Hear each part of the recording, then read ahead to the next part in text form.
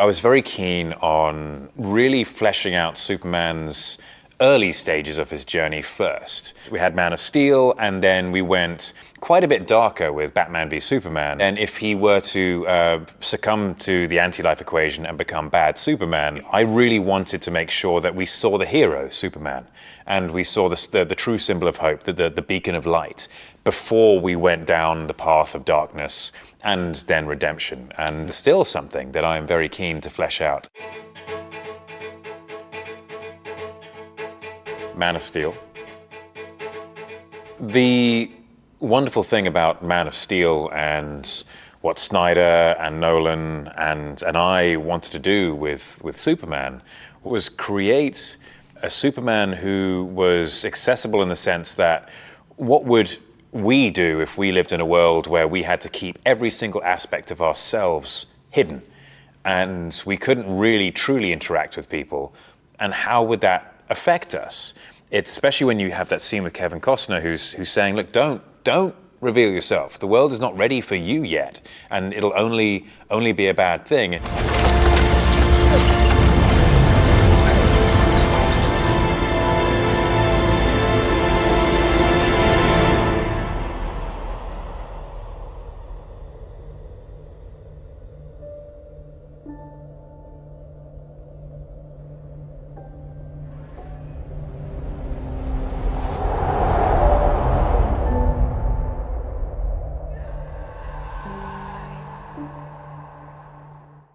Clark does follow that advice at first, but then realizes that's not the way to go, and that he must do what he must do regardless of that advice.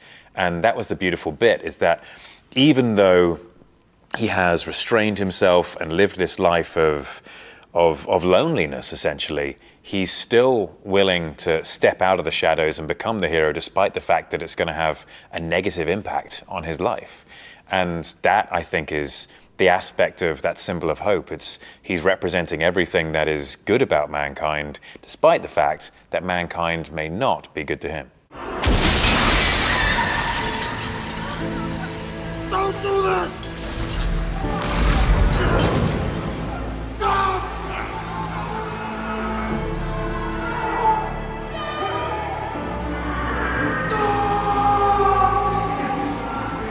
Never.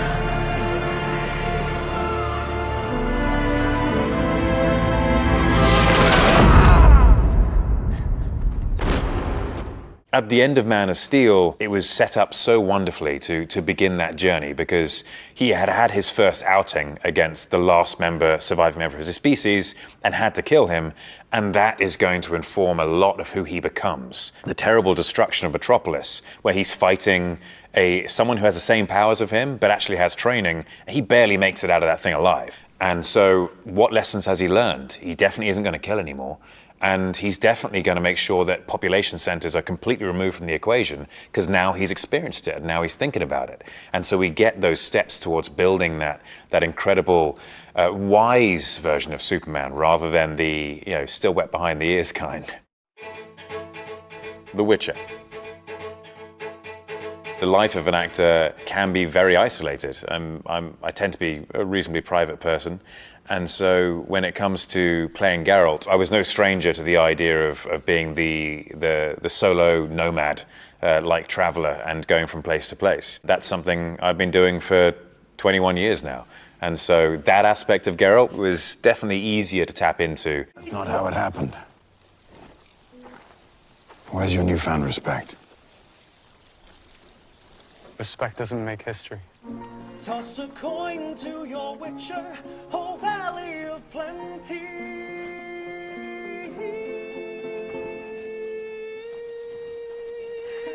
I think with season 2 of The Witcher, my focus mainly lay with making sure that the Geralt of Rivia from the books was really shining through in my performance in the show. When I say run, you run. When I say hide, We have to stay. you hide. Run! In season 1, there was a deliberate choice of mine to be less verbose because I didn't have the luxury of the show being dedicated purely to Geralt, and so you don't have that swathes of nuance and complex dialogue which you have in the books. And so I thought, okay, how do I reflect Geralt's intelligence and his wisdom? And I figured if I actually do the man who listens more and watches more, and sometimes for some light comedic moments makes a judgmental noise or two when someone's finished waffling or pontificating, then it might represent the character a little better. The advantage of going into season 2 is that I actually wanted to make sure that that book Geralt shined through a bit more, especially now that we have him in a personal environment. He's with Cirilla, who becomes his ward and ultimately a daughter-like figure to him. And then we're with his Witcher kin and his father-like figure in Vesemir. And so at that stage, he doesn't have to have the walls up. He doesn't have to be so closed off. And I wanted to really reach into it and just make sure that he had a more expanded vocabulary and that he sounded more intelligent and that he came across as someone who had the wisdom of between 70 and 90 years. For me, that was the real focal point of season 2. I don't think I found any moments where I was like, aha! I found a little deeper level to Geralt. It was more about making sure that that part of the books lived in the show. Mission Impossible Fallout. That was, firstly, an amazing movie to work on. Such a good fortune to work with the likes of Chris McQuarrie and Tom Cruise, and everyone on that. It was Rob Hardy, everyone, the DP that is, and I was counting my lucky stars every day. That's not what this is about. Sure it is. I know you don't want me on this detail. But let's face it, if you'd made the hard choice in Berlin, I wouldn't be here. If you hadn't gunned down the syndicate agent they sent you to find, I wouldn't be here. That's right, I know all about you. You're why we don't have a living witness who can identify John Mark or the Apostles. If you have a problem with my methods, you can always stay behind. Your mission, should you choose to accept it, isn't that the thing? Some of the days that I was not quite counting as many lucky stars as others was the helicopter sequence. Now, I loved it. I thought it was a lot of fun, but because I'm in a helicopter with the doors open above the mountains of New Zealand in winter, it's particularly cold. It took 2-3 weeks, maybe 4 weeks to shoot that. And so that's 4 weeks of me hanging outside a helicopter with my head in the wind. And I'm firing real blanks, and so it's not like CGI stuff added. So I'm having blank residue flying everywhere. I can't hear anything because my headset's not working. I'm just waiting for the pilot to scream something and give a signal. I'm like, I think he means rolling. We're moving, so maybe he means rolling. I'm just gonna stick my head out the window and start acting, and maybe we're catching something. That was probably the most difficult bit, but at the same time, the most thrilling, because you're in a scene with an actor and a producer as dedicated as Tom Cruise, who's learned how to stunt fly a helicopter in the mountains, which is a very different thing. Mountains are very difficult for helicopters. And you can see the whites of his eyes in the helicopter behind you as you're being chased. You're pretending to fire this huge machine gun at him. Everyone's so happy at the end of each day, and it's genuinely exciting. And then at the end of each day, I'm sitting on the skid of this helicopter looking out across the ocean off New Zealand above a glacier. And people don't get to do that. That was something which is, once in a lifetime experience. And as much as it was a touch on the chilly side, it was an experience which I would not change for anything.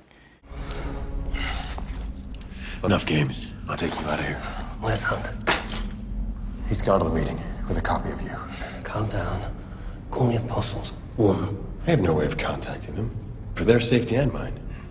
What I do have is an extraction team with satellite overwatch and a prearranged rendezvous. They'll know as soon as we leave the building. Enola Holmes. The funny thing about approaching characters with as long a history as, say, Sherlock Holmes, is that I don't approach it deliberately with the intention to make it my own. I look at how it's been played before, and I had the very good fortune of working with Harry Bradbeer, and the character has been done so well before, And it's all the classic direct adaptations of the source material have been done so wonderfully that it actually allowed me room to not necessarily do things precisely as the books have done before. I have never seen such a range of romances in my life. It's enough standing to newspapers. What in heavens are you looking for? Why might you be interested in the personals? You've gone quite mad. I have a right to be mad in a place like this. I was forced into calligraphy as a child. Hated it. But there's rarely a case where someone's handwriting doesn't tell me something I need to know. And what might I learn from deportment? The way a person stands may disguise who they are. Because this is a story about Enola and Sherlock is a player within that story, I wanted to make sure that it was supporting Enola's story more than anything else.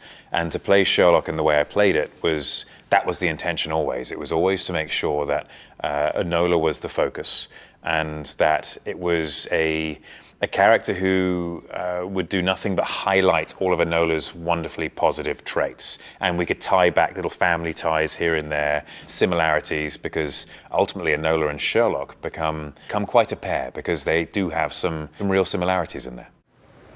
Enola. My God. Look at you. You're in such a mess. Where's your hat and your gloves? Well, I have a hat. Just makes my head itch. And I have no gloves. She has no gloves. Plainly not my craft. The Man from U.N.C.L.E. Guy Ritchie and I had plenty of conversations before we started shooting Man from U.N.C.L.E. And the wonderful thing about Guy is that he is very much a creator. He's very much a collaborator. And so we would literally sit in his house and talk through scenes and throw ideas around, and it was always an open playing field. And he was very honest. He would say, that's a terrible idea, we're never doing that. Or he would say, you know what, that's way better than my idea, and I'm kind of embarrassed. So let's put that in. Or we'd come back the next day and say, you know, I said it was a terrible idea, I've thought about it, it's not a terrible idea, it's actually a really good idea. We would work and manipulate this character, and we'd find the best way of doing things. And so as much as Robert Vaughn did an amazing job, we wanted to make this our own. And Guy has such a particular style, and he's such a wonderful director to work with. I felt like I was in very, very safe hands there. And so no matter what we did, he was going to create something cool, and we were going to do it together. I'll let you tag along, but it's in and out, no mess, so nobody knows we've been here. And we both forget about it in the morning. What is that? Super hardened boron sharpened with a CO2 laser.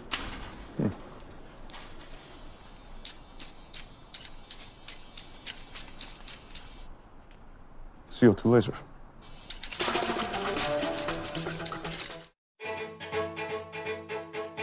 Immortals. It wasn't as challenging as one may think working on a green screen. Of course, Tarsem was very generous, and he had lots of artwork to show us and would say, like, this is what you're looking at, basically, if we were looking off a cliff top into an expanse beyond.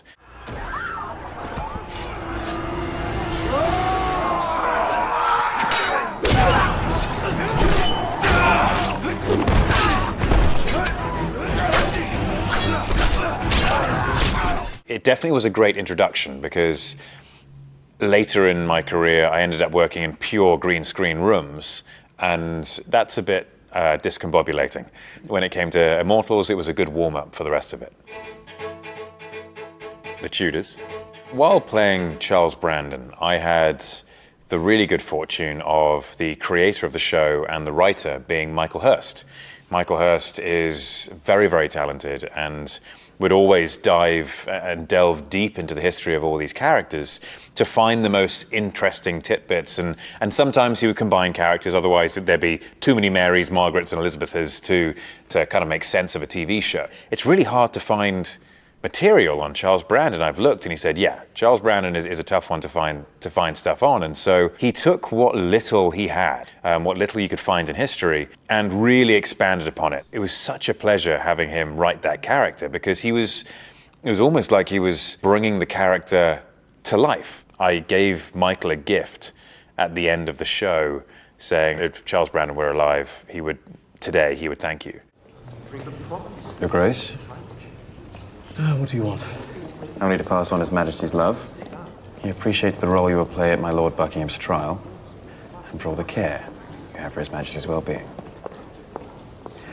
He also sends you this.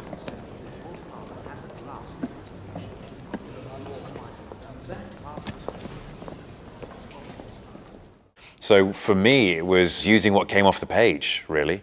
It was one of those pleasurable experiences of not having to really work against what's on the page or build it up into something else. Michael had done so much of the work there. The Count of Monte Cristo. I was 17 years old, playing 16, which at the time was a big difference, obviously, but for anyone our age now, not so much. Several of my friends are going to Rome for 2 weeks during Carnival. I'd like to accompany them. Rome? And no chaperones, Amber, you're only 15. Almost 16. Make my birthday present, Father. So I was in boarding school in England. I met with Priscilla John, who was a casting director. She was so supportive, and she really sort of helped me get the role, really. When it came to meeting with the director, Kevin Reynolds, it was a huge event for me because I was shortlisted for this movie at 17 years old. That's a massive deal, especially if you want to become an actor. And you haven't really seen the outside world that much. You haven't been around London all the time, because I'm a kid from Jersey. It's a tiny island in between England and France. And when I'm not in Jersey, I'm in the walls of my boarding school. And so to have the world kind of reach in and start investigating who I was a very, very exciting thing.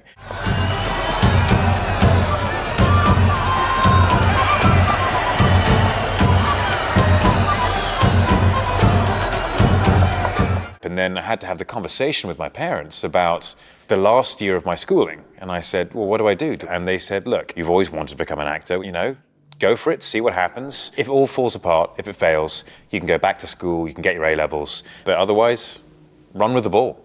And so I did. And here I am now.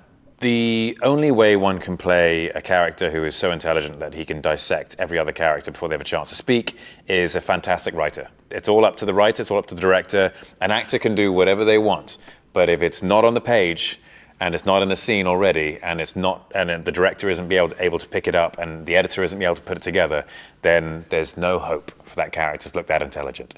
And so it's all down to the amazing ability of Jack Thorne, Harry Bradbeer, and the editors.